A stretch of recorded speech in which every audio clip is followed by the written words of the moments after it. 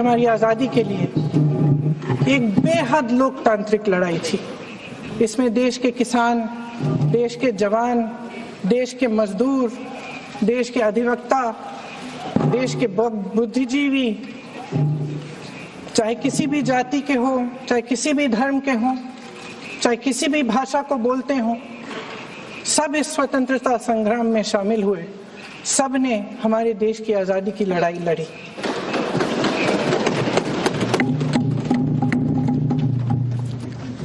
और उसी आज़ादी की लड़ाई से एक आवाज़ उभरी जो हमारी देश की आवाज़ थी। वो आवाज़ ही आज हमारा संविधान है। साहस की आवाज़ थी, हमारी आज़ादी की आवाज़ थी, और उसी की गूंज ने हमारे संविधान को लिखा और बनाया। ये सिर्फ एक दस्तावेज नहीं है। बाबा साहेब अम्बेडकर, मौलाना आज़ाद जी, राजगोपालाचारी जी और जवाहरलाल नेहरू जी और उस समय के तमाम नेता, जैसे आपने कहा, इस संविधान को बनाने की जो कार्य में सालों के लिए जुटे रहे। हमारा संविधान इंसाफ, उम्मीद, अभिव्यक्ति और आकांक्षा की वो ज्योत है जो हर हिंदुस्तानी के दिल में जलती है। अध्यक्ष महोदय, इस ज्योत ने हर एक भारतीय को ये पहचानने की शक्ति दी कि उसे न्याय मिलने का अधिकार है, कि उसमें अपने अधिकारों के लिए आवाज उठाने की क्षमता है, कि जब वो आवाज उठाएगा तो सत्ता को उसके सामने झुकना पड़ेगा। इस संविधान ने हर एक देशवासी को ये अधिकार दिया कि वो सरकार बना भी सकता है और सरकार बदल भी सकता है। ये ज्योत जो हर हिंदुस्तानी के दिल में जलती है, उसने हर हिंदुस्तानी को ये विश्वास दिया कि देश की संपत्ति में, देश की दौलत में, संसाधनों में उसका भी हिस्सा है, कि उसे एक सुरक्षित भविष्य की उम्मीद का अधिकार है, कि देश बनाने में भी उसकी भागीदारी है।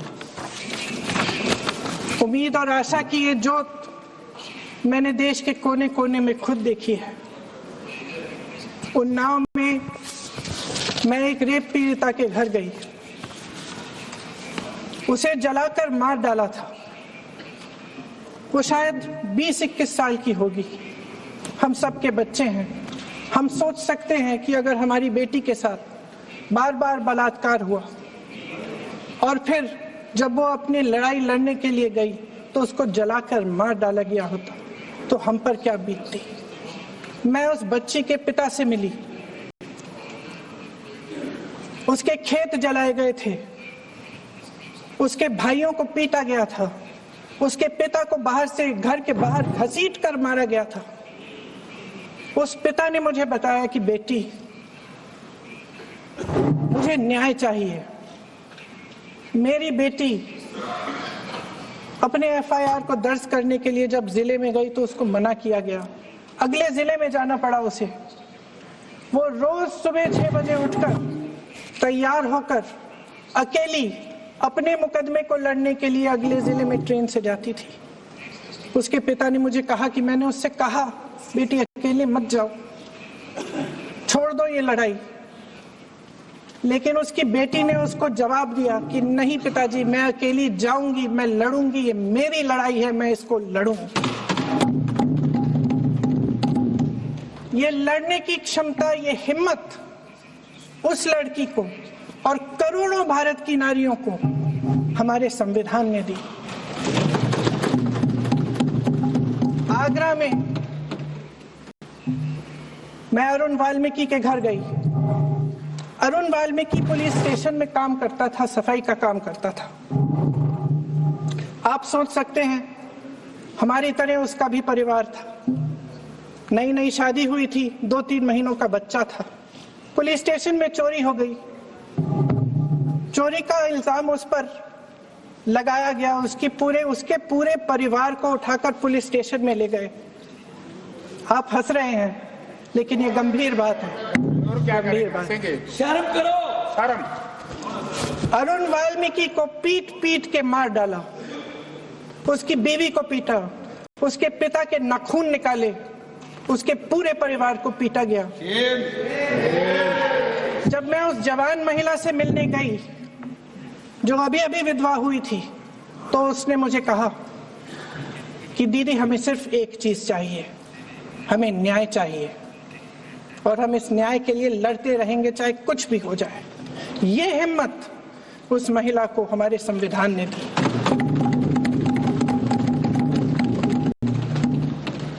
संभल के कुछ लोग आए थे हमसे मिलने, जो मृतकों के परिवार के सदस्य थे। उसमें 2 बच्चे थे, अदनान और उजैर। आप सुनिए। उसमें 2 बच्चे थे, अदनान और उजैर। एक बच्चा मेरे बच्चे की उम्र का है, दूसरा उससे छोटा 17 साल का है। दर्जी के बेटे थे। दर्जी का एक ही सपना था कि वो अपने बेटों को पढ़ाएगा, लिखाएगा। एक बेटा डॉक्टर बनेगा, एक बेटा भी सफल होगा दूसरा बेटा भी अपने जीवन में सफल होगा। उनके पिताजी हर रोज उनको स्कूल छोड़ते थे। उस दिन भी स्कूल छोड़ने के बाद अपनी दुकान में चले गए। उन्हें पता नहीं था कि विवाद हो रहा है। उन्होंने भीड़ देखी, घर आने की कोशिश की तो पुलिस ने गोली से मार डाला। वो 17 साल का बच्चा अदनान मुझसे कहता है, वो 17 साल का बच्चा अदनान मुझसे कहता है कि मैं बड़ा होकर डॉक्टर बन के दिखाऊंगा, मैं अपने पिता का सपना साकार करूंगा। ये सपना, ये आशा उसके दिल में हमारे संविधान ने डाली।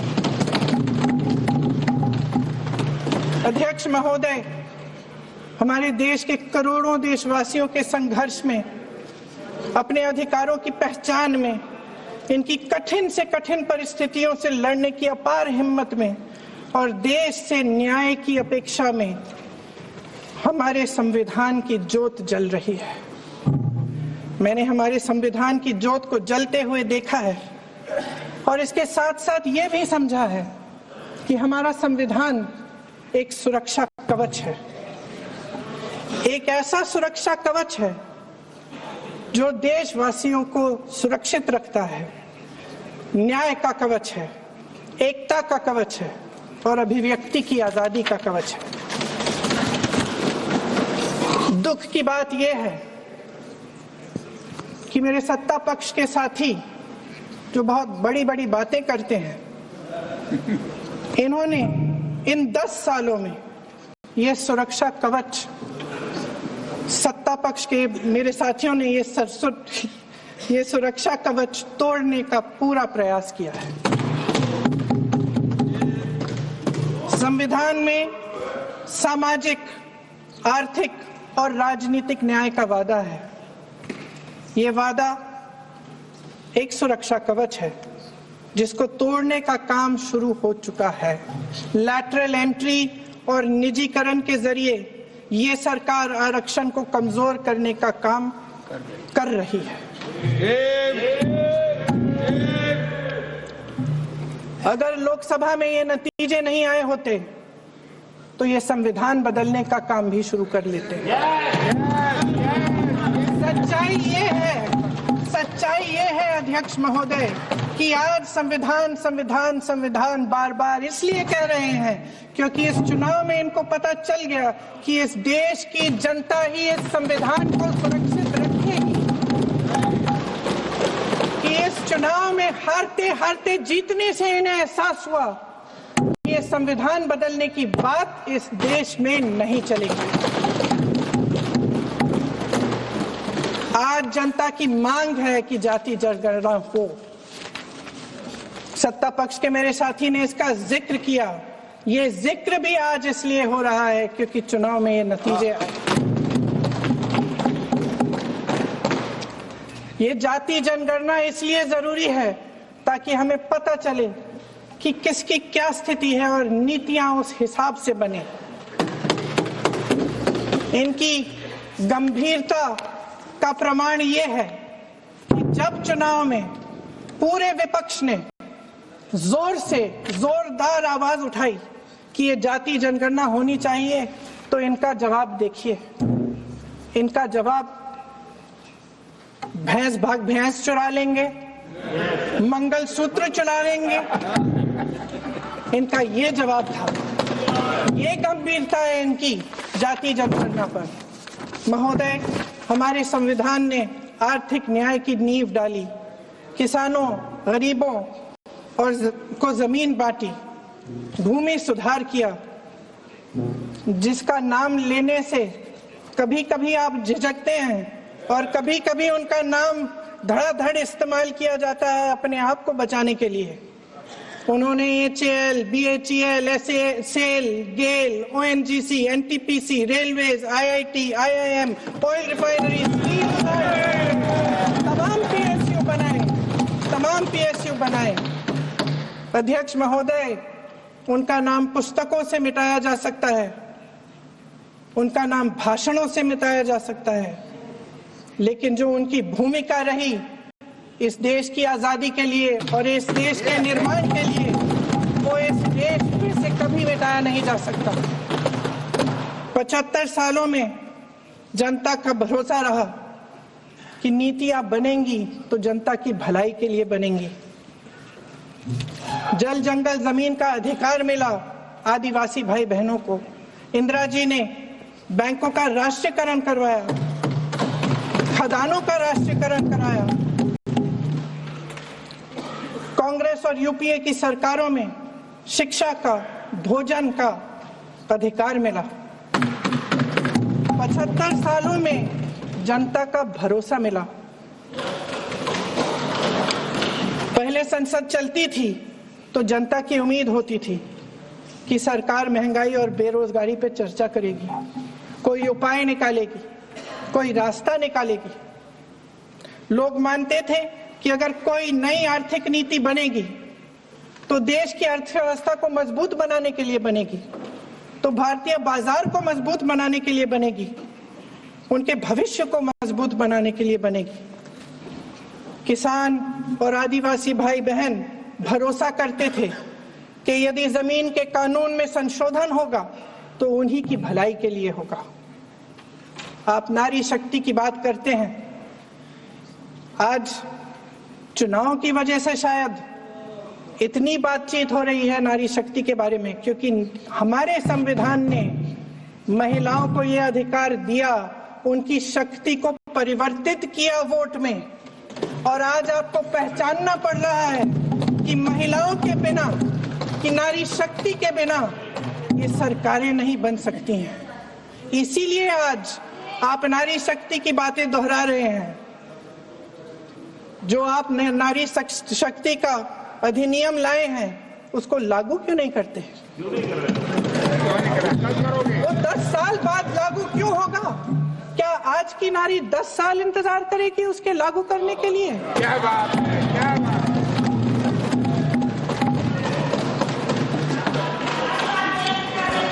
आज संसद में बैठे हुए सत्ता पक्ष के मेरे साथी ज्यादा से ज्यादा अतीत की बातें करते हैं। 1921 में क्या हुआ, कब हुआ, नेहरू जी ने क्या किया। अरे वर्तमान की बात करिए, देश को बताइए आप क्या कर रहे हैं, आपकी जिम्मेदारी क्या है? कि सारी जिम्मेदारी जवाहरलाल नेहरू की है। अध्यक्ष महोदय जी, ये सरकार आर्थिक न्याय का सुरक्षा कवच तोड़ रही है। आज संसद में बैठी ये सरकार बेरोजगारी और महंगाई से जूझ रही हमारी जनता को क्या राहत दे रही है? कृषि के कानून भी बड़े बड़े उद्योगपतियों के लिए बन रहे हैं। सही MSP को छोड़िए, DAP तक नहीं मिल रहा है।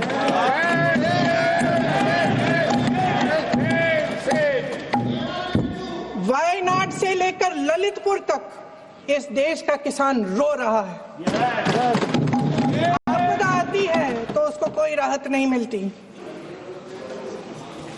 भगवान भरोसे है आज इस देश का किसान, उसको छोड़ दिया गया है। आज हिमाचल में देखिए, जितने भी कानून बने हैं वो सब बड़े बड़े उद्योगपतियों के लिए बन रहे हैं। हिमाचल में जो सेब उगता था, उसके जो छोटे छोटे किसान हैं वह रो रहे हैं, क्योंकि एक व्यक्ति के लिए सब कुछ बदला जा रहा है। सुनने की हिम्मत रखो। मैं अध्यक्ष महोदय जी,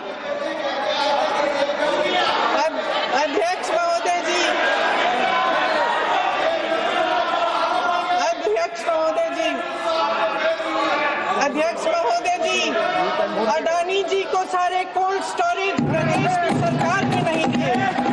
अडानी जी को सारे कोल्ड स्टोरेज आपकी सरकार ने दिए। देश देख रहा है कि एक व्यक्ति को बचाने के लिए 142 करोड़ देश की जनता को नकारा जा रहा है। सारे बिजनेस, सारे संसाधन, सारी दौलत, सारे मौके एक ही व्यक्ति को सौंपे जा रहे हैं। सारे बंदरगाह, एयरपोर्ट्स, सड़कें, रेलवे का काम, कारखाने, खदानें, सरकारी कंपनियां सिर्फ एक व्यक्ति को दी जा रही है।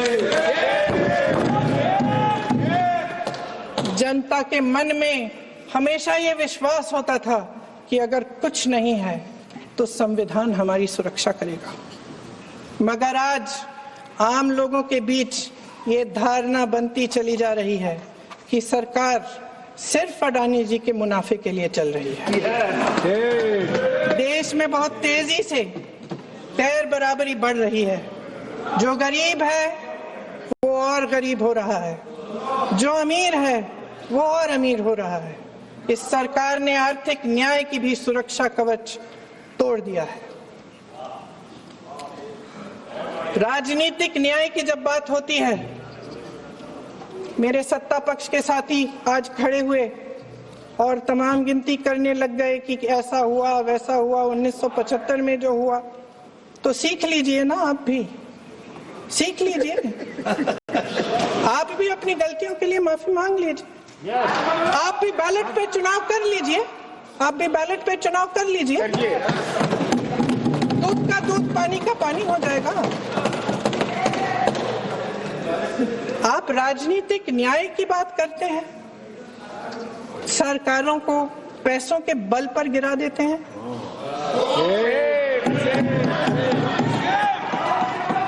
मेरा आग्रह है कि अपन संविधान में सकारात्मक बोले।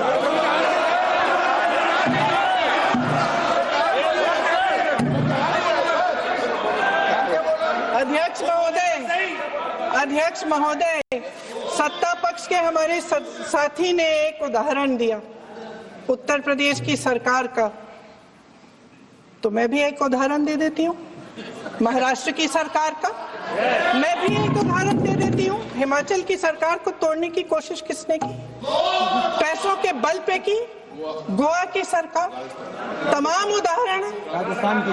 क्या ये सरकारें जनता ने नहीं चुनी थी? क्या संविधान इन पर लागू नहीं था? पूरी देश की जनता जानती है कि इनका, हंसती है, जानती है कि इनके यहाँ तो वॉशिंग मशीन है।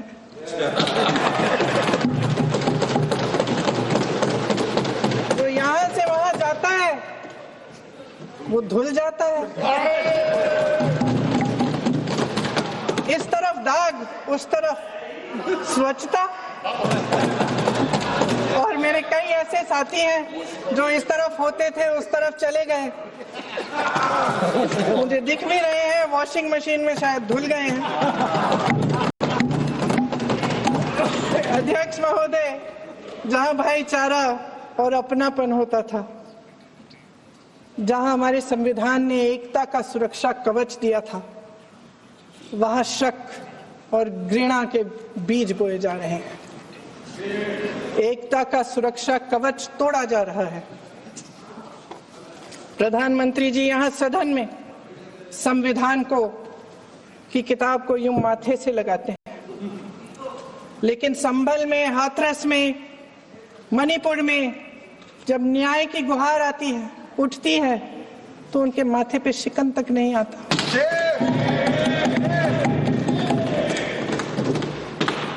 शायद समझ नहीं पाए हैं कि भारत का संविधान संघ का विधान नहीं है।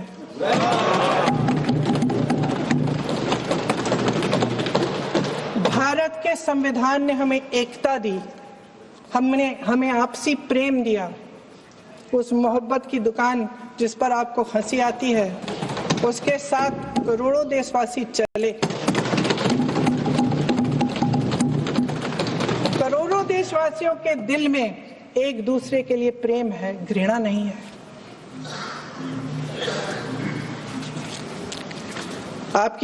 इनकी जो विभाजनकारी नीतियां हैं, उसका नतीजा हम रोज देखते हैं। राजनीतिक फायदे के लिए संविधान को छोड़िए, देश की एकता को भी ये रख नहीं सकते, इसकी सुरक्षा नहीं कर सकते। हमने संभल में देखा, मणिपुर में देखा।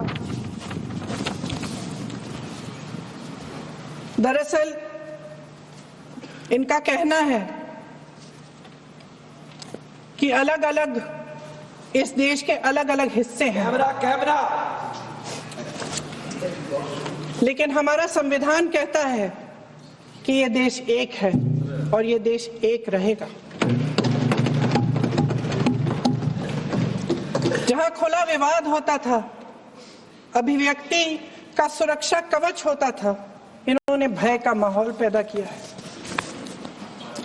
सत्ता पक्ष के मेरे साथी अक्सर 75 सालों की बात करते हैं, लेकिन इन 75 सालों में ये उम्मीद, आशा, ये अभिव्यक्ति की ज्योति कभी थमी नहीं, कभी बुझी नहीं। इस देश की जनता ने खुलकर आलोचना की, निडर होकर धरने किए, प्रदर्शन किए। जब जब जनता नाराज हुई, तब तब सत्ता को ललकारा, उसे चेतावनी दी, बड़े से बड़े नेताओं को कटघरे में खड़ा किया, उनसे जवाब मांगा, न्याय मांगा। इस देश के छोटे छोटे से नुक्कड़ की दुकानों में, चाय की दुकानों में, इस देश के घरों में, गलियों में, मोहल्लों में, अखबारों में, प्रकाशन घरों में, न्यायपालिकाओं में चर्चा कभी बंद नहीं हुई। लेकिन आज ये माहौल नहीं है। आज जनता को सच बोलने से डराया जाता है, धमकाया जाता है। पत्रकार हो या विपक्ष का नेता हो या किसी यूनिवर्सिटी का प्रोफेसर हो, छात्र संघ हो या कर्मचारियों का संगठन हो, सबका मुंह बंद कराया जाता है। किसी पे ईडी, किसी पे सीबीआई, किसी पे इनकम टैक्स,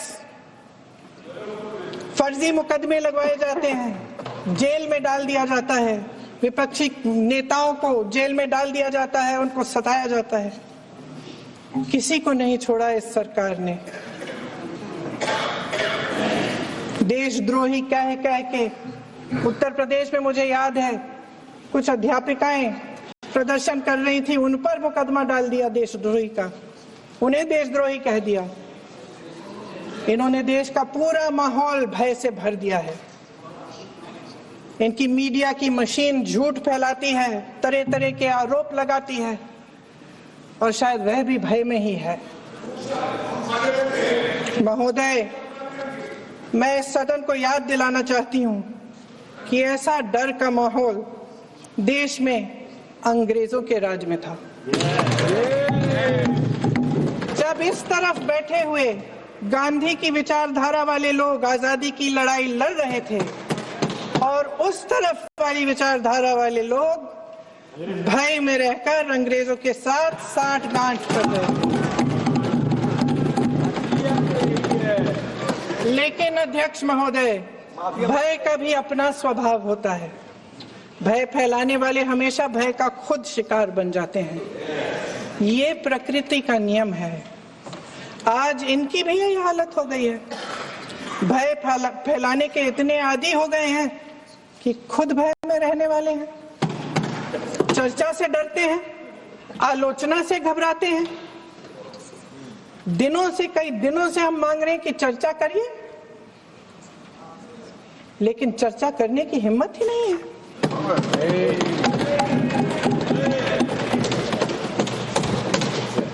एक कहानी होती थी अध्यक्ष महोदय, शायद बचपन में आपने भी सुनी होगी। राजा भेष बदलकर बाजार में आलोचना सुनने जाता था। ये सुनने जाता था कि प्रजा मेरे बारे में क्या कह रही है, मैं सही रास्ते पे चल रहा हूं कि नहीं।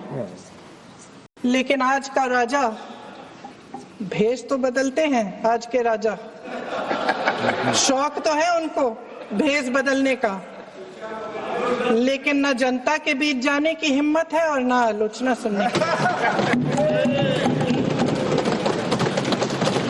महोदय, मैं तो सदन में नहीं हूं।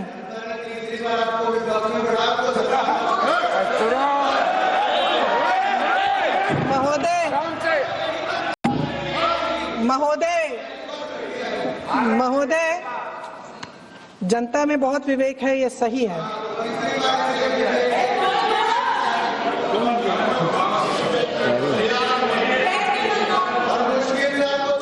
अच्छा महोदय, मैं सदन में नहीं हूँ, कुछ हाँ ठीक है, मैं सदन में नहीं हूँ, मात्र 15 दिनों से आ रही हूँ। लेकिन मुझे ताज्जुब होता है कि इन 15 दिनों में इतनी बड़े इश्यूज हैं, इतनी बड़ी बातें हैं, प्रधानमंत्री जी मात्र एक दिन के लिए, शायद 10 मिनट के लिए दिखे हैं सब।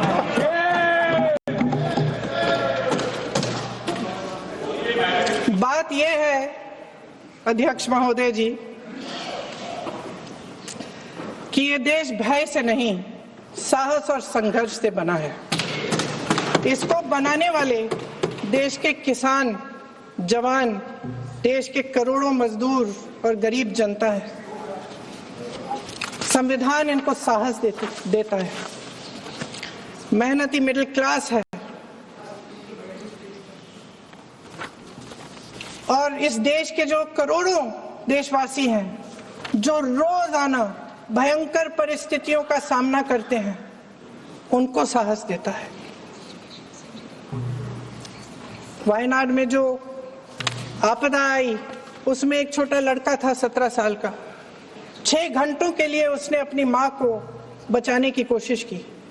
6 घंटों के लिए आप सोच सकते हैं कि अगर नदी की धारा बह रही है, नाराज है, आप अपनी माँ को पकड़े हो, 6 घंटों के लिए पकड़े रखते हो कि मेरी माँ बच जाएगी, और अंत में वो माँ भी बह जाती है। उस लड़के का साहस, उन महिलाओं का साहस जो पीड़ित हैं लेकिन फिर भी अपनी लड़ाई लड़ रहे हैं, उन संभल के बच्चों का साहस जिनके पिताजी अभी गुजर गए, लेकिन फिर भी उनके सपनों को साकार करने की हिम्मत है, उनका साहस है। वो साहस इस संविधान ने दिया है।